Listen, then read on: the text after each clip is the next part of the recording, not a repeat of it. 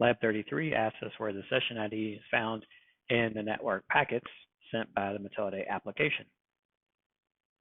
One of the easier ways to answer this would be to look at a network packet.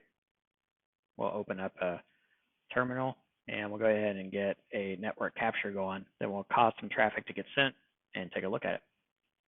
So we do a TCP dump -D, we can see the interfaces that are running.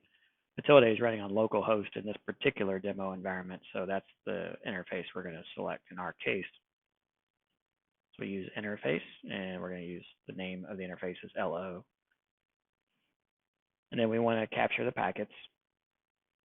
So we'll send them to a file that we can easily access later. We'll just call it temp packets.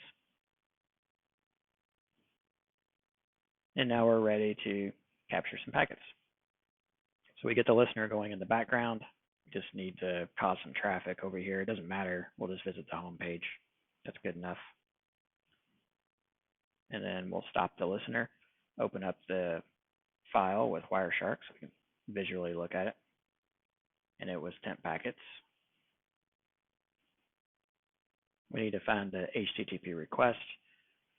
There's not too many packets, so you could probably just find them manually, but if you want to filter, you can do HTTP, and that'll bring the packets down, and we can see the GET request to Mutillidae. And so this is going to be the request that's leaving, and then there'll be a response that'll come back. We can stitch all that together using the feature inside of Wireshark that'll follow the stream, and that way we can see both halves of the conversation.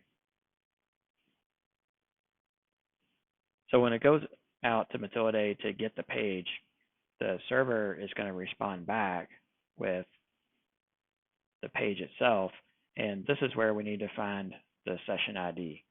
And it depends on which request we're looking at as to whether there is going to be a cookie in the request or not. But because the browser did have a cookie in it, it was transmitted here as a cookie header, and that's in the request leaving the browser going out. And we can see it's in the header section because we notice that it's part of the top of the request before the carriage return line feed down here at the bottom that creates a blank space.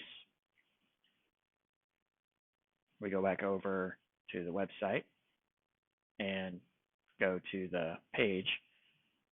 And so now we know it's going to be in the request, and it's also going to be in the header.